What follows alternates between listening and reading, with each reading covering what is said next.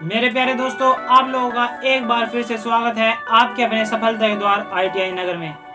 जैसे कि आपको मालूम है, पिछले एक महीने से हमने अरिहंत बुक्स का सॉल्यूशन चलाया हुआ है। उस सॉल्यूशन में हमने 10 चैप्टर कंप्लीट कर लिए हैं और जो अब चैप्टर हमारा चला हुआ है वो हमारा है 11वां चैप्टर, जो हमारा वैद्युतिक मापक यंत्र यानी इलेक्ट्रिकल मेजरिंग इंस्ट्रूमेंट। तो उसमें हमने कल लेक्चर लिया था जो हमारा 11.1 था, उसमें हमने 24 क्वेश्चन कंप्लीट कर लिए थे। आज हम 23 क्वेश्चन और आगे बढ़ेंगे और आज का जो हमारा फर्स्ट क्वेश्चन है उसकी ओर बढ़ते हैं।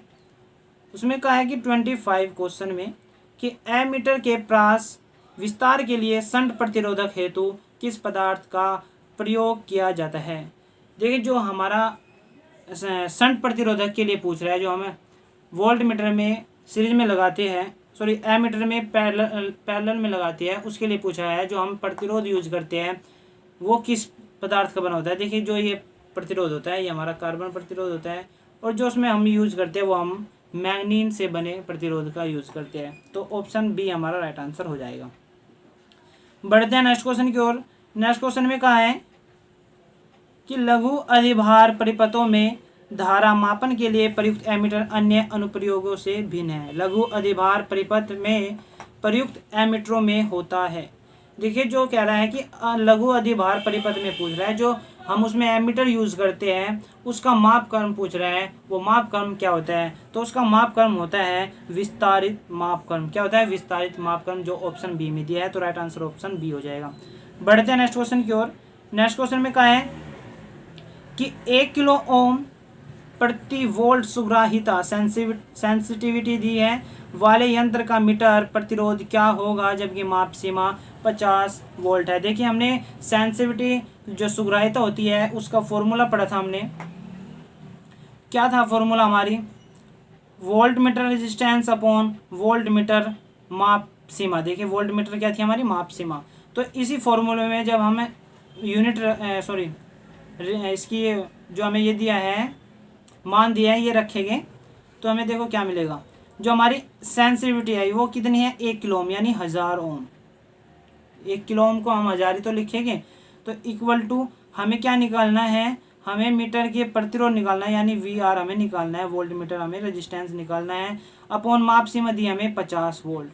ठीक है, तो जब हम VR निकालेंगे तो 1000 इंटू 50 हो जाएगा। तो जब ये हो जाएगा तो हम मल्टीप्लाई करेंगे, हमें क्या देने मिलेगा? 50,000। क्या मिलेगा? 50,000। इसमें कोई हमने कुछ नहीं करा, सीधा एक फॉर्मूला लगाया सेंसिटिविटी का, सुग्राहिता का। जो सुग्राहिता का होता है वो होता है सुग्राहिता इक्वल टू वोल्ट मीटर का रेजिस्टेंस अपॉन वोल्ट मीटर की माप सीमा। ये हमने ये लगाया है और इनका मान हमने रखा है। मान रखने पर हमें जो रेजिस्टेंस देखने को मिला वो हमें मिला है 50,000। तो राइट आंसर बनता है ऑप्शन डी, 50,000 ओम। बढ़ते हैं नेक्स्ट क्वेश्चन की ओर। नेक्स्ट क्वेश्चन में कहा है कि एक पैनल प्रकार के वोल्टमीटर में एक लेखनी एक ग्राफ कागज पर गतिमान है तो उसका वर्ग क्या है। देखिए, मैंने कल भी आपको बताया था जो क्लासेस होती है हमारे इंस्ट्रूमेंट की वो 4 प्रकार की होती है। एब्सोल्यूट क्लास होती है, एक इंडिकेटिंग होती है, एक इंटीग्रेटिंग, एक होती है रिकॉर्डिंग। तो ये कह रहा है कि एक लेखनी है एक ग्राफ पर कागज पर गतिमान है, यानी वो रिकॉर्ड कर रही है, समय के साथ में वो रिकॉर्ड करती जा रही है।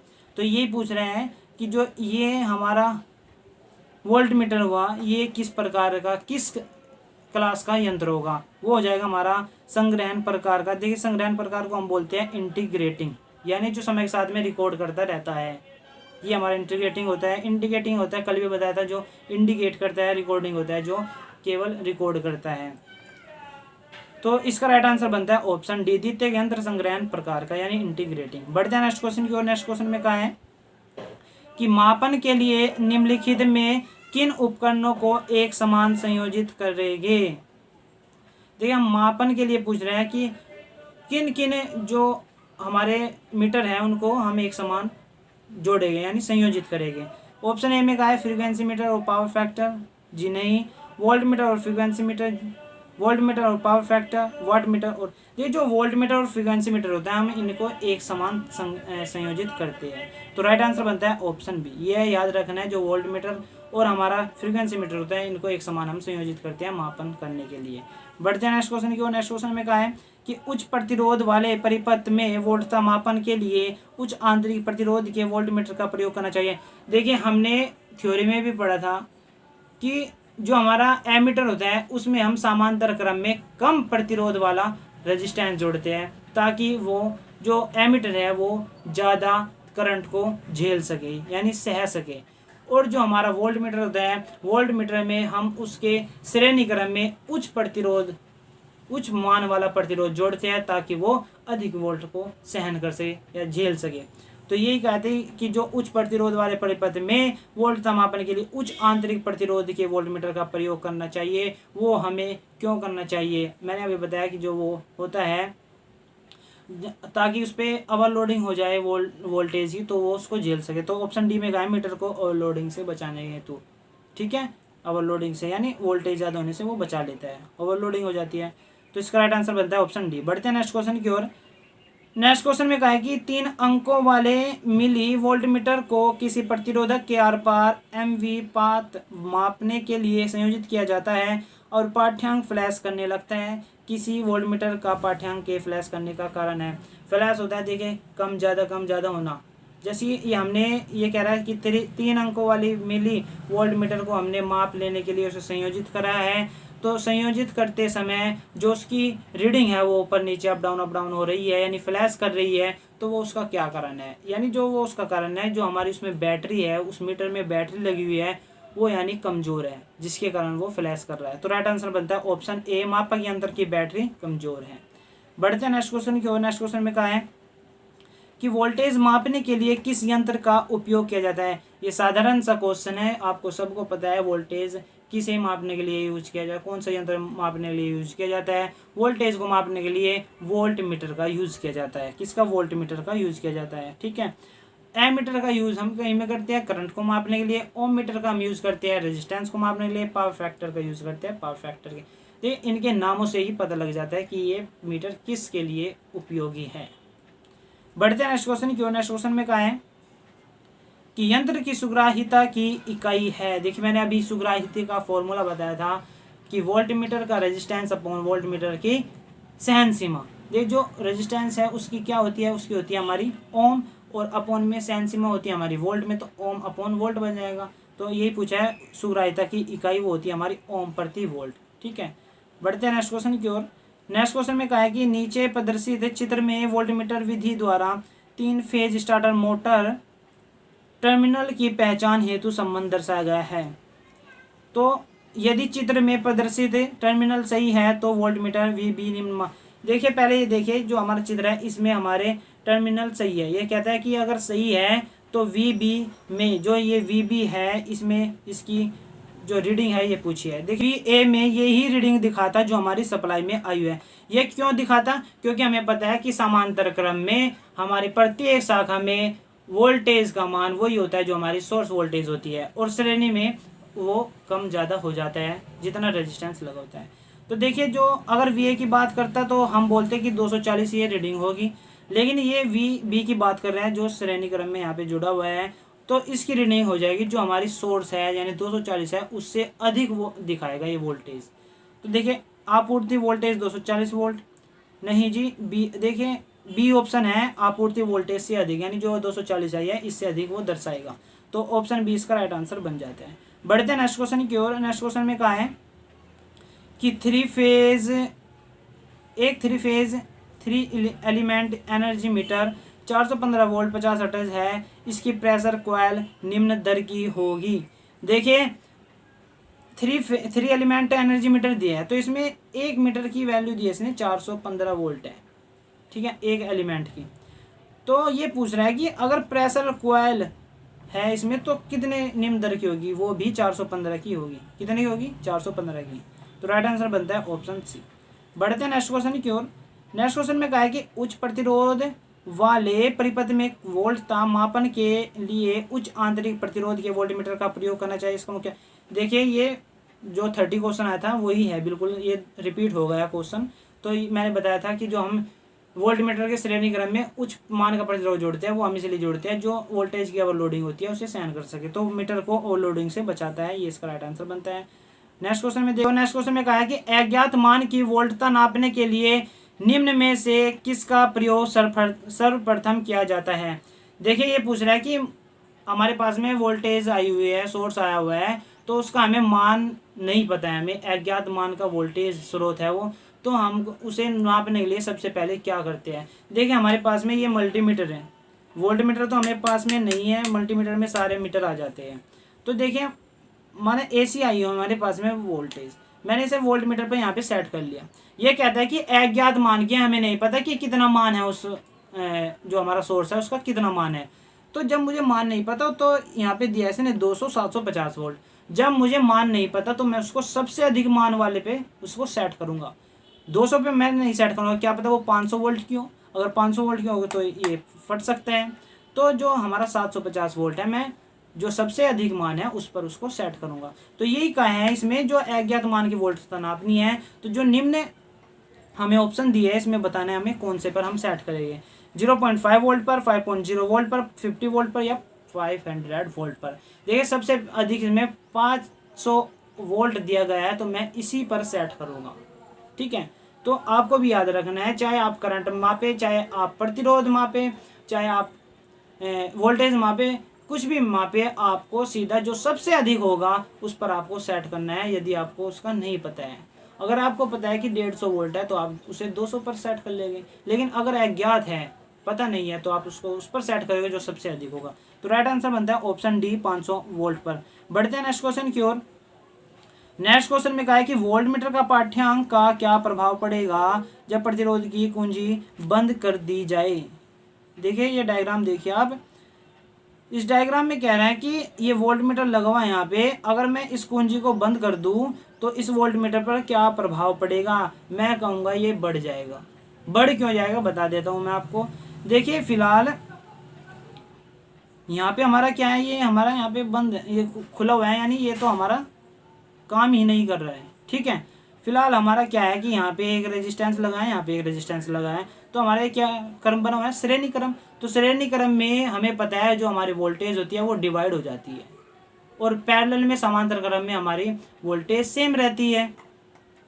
तो मेरे प्यारे दोस्तों, अगर मैं इस कुंजी को बंद कर दूं यहाँ पे, तो हमें सब देखने को मिल रहा है, पैरेलल और सीरीज कॉम्बिनेशन हमें देखने को मिल रहा है। तो जब मैं इस पैरेलल को सीरीज में कन्वर्ट करूँगा, तो आपको पता है जब हम पैरेलल का सॉल्यूशन करते हैं क्या करते हैं, हम क्या करते हैं R1 प्लस R2 अपॉन 2 करते हैं। तो पैरेलल में हमारा रेजिस्टेंस घट जाता है जब हम उसे सीरीज में लाते हैं, यानी दो रेजिस्टेंस को जब हम सीरीज बनाएंगे तो वो हमारा रेजिस्टेंस घट जाएगा। माना ये 2 ओम है, ये भी 2 ओम है, तो जब मैं इनको सीरीज में करूँगा, इनको मैं पैरेलल में सॉल्यूशन करूँगा, तो टोटल रेजिस्टेंस यहाँ पे कितना निकल आएगा, इसके बीच में टोटल रेजिस्टेंस क्या निकल के आएगा, क्या निकलेगा 4/2 हो जाएगा। तो यानी 2 हो जाए, हमारे पास में क्या बचेगा 2/2, यानी 1 ओम आ जाएगा। तो यानी मेरे प्यारे दोस्तों समझो बात को, यहाँ पे पहले 2 था, अब बच गया 1 ओम। तो जब 1 ओम यानी प्रतिरोध घट गया तो वोल्टेज ड्रॉप भी घटेगा, वोल्टेज ड्रॉप घटेगा तो हमारा जो आर के अंदर वोल्टेज ड्रॉप है वो बढ़ जाएगा। भाई वहाँ पे तो बराबर करना है ना, यहाँ पे घटा है तो यहाँ पे बढ़ेगा, तभी तो वो जो हमारा टोटल वोल्टेज है वो सेम हो पाएगा। तो इसलिए इसी कारण यहाँ पे जो वोल्ट मीटर है ये जो रीडिंग है वो बढ़ी हुई दिखाएगा, ये इसका मेन कारण है। तो राइट आंसर बनता है ऑप्शन ए बढ़ता है। बढ़ते हैं नेक्स्ट क्वेश्चन की ओर। नेक्स्ट क्वेश्चन में कहा है कि नीचे दर्शाए गए चित्र में परिपथ निम्न प्रतिरोध मापन हेतु अभिकल्पित है, यानी ये कम प्रतिरोध के लिए अभिकल्पित है। वोल्टता पतन की इस विधि द्वारा गणना में न्यूनतम त्रुटि रखने के लिए हमें क्या करना चाहिए। देखिए जो हम एमीटर और वोल्ट मीटर में रेजिस्टेंस लगाते हैं, एमीटर के हम समांतर क्रम में निम्न प्रतिरोध लगाते हैं और वोल्ट मीटर के श्रेणी क्रम में हम उच्च प्रतिरोध लगाते हैं। वो हम इसलिए लगाते हैं ताकि ना तो हमारा एमीटर वोल्ट मीटर पर कोई ओवरलोडिंग का प्रभाव पड़े और जो त्रुटि है वो हमारी कम हो सके।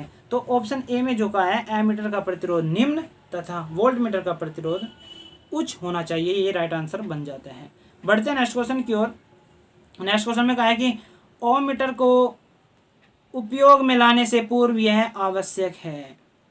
देखिए फिर दिखा देता मैं आपको, ओम मीटर मेरे पास में नहीं है, मेरे पास में मल्टीमीटर है। इस मल्टीमीटर में आपको ये रहा ओम मीटर, ठीक है। मैं ओम मीटर को इस पर सेट कर लेता हूँ, ठीक है। मुझे कोई इस रजिस्टेंस का मुझे वैल्यू मापनी है। तो ये कहता है कि इस वैल्यू को मापने से पहले हमें क्या करना चाहिए अपने ओम मीटर के साथ में, ये क्वेश्चन पूछा गया है। तो मैं सबसे पहले चेक करूँगा कि हमारी जो ये प्रोब्स है ये हमारा मतलब कंटिन्यूटी इनकी बनी हुई है। तो देखिए यहाँ पे 0 ये रजिस्टेंस दिखा रहा है, ठीक है। दूसरे में मैं सेट करूँगा कि मुझे पता है कि 150 ओम का है, तो मैं इसकी जो इनकी सीमा है ओम मीटर की, मैं इसको सेट कर लूँगा 200 पर। मैंने ये सेट कर लिया है 200 पर, ठीक है। फिर तीसरे नंबर पे मैं क्या करूँगा, संकेतक को शून्य प्रतिरोध हेतु समायोजित कर लूँगा, ठीक है, यानी शून्य कर लूँगा मैं। यहाँ पे देखिए शून्य दिखा रहा है, ठीक है। तो यही दिया है हमें ऑप्शन, देखिए ऑप्शन ए में पढ़िए, उसकी प्रोब्स को शॉर्ट सर्किट करना चाहिए, यानी शॉर्ट सर्किट यानी मिलाना चाहिए। फिर क्या है, उपयुक्त माप सीमा यानी जो उसकी सीमा है उसको सेट कर लेना चाहिए। फिर संकेतक को शून्य प्रतिरोध हेतु समायोजित कर लेना चाहिए। और यानी जो तीनों ऑप्शन दिए ये हमारे सही है, तो राइट आंसर बनता है ऑप्शन डी, ठीक है। तो बढ़ते हैं नेक्स्ट क्वेश्चन की ओर। नेक्स्ट क्वेश्चन में कहा है कि यदि विद्युत लाइन चालू ऑन हो तो निम्न में से कौन सा उपकरण प्रयोग नहीं करना चाहिए। देखिए क्या नहीं करना चाहिए हमें, वाट मीटर और power factor meter. Watt meter भी हम तभी यूज करेंगे अगर हमारी सप्लाई ऑन होगी, और पावर फैक्टर भी, आवृत्ति मीटर यानी फ्रीक्वेंसी मीटर और टैंक टेस्टर भी हम तभी यूज कर सकते हैं अगर हमारी सप्लाई ऑन है।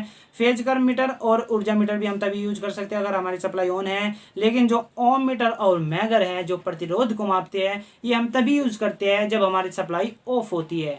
ये आपको सावधानी भी रखनी है, जब हमारी सप्लाई ऑन होगी तो आपको ओम मीटर और मैगर से प्रतिरोध की जांच नहीं करनी है, इससे दुर्घटना भी घटित हो सकती है।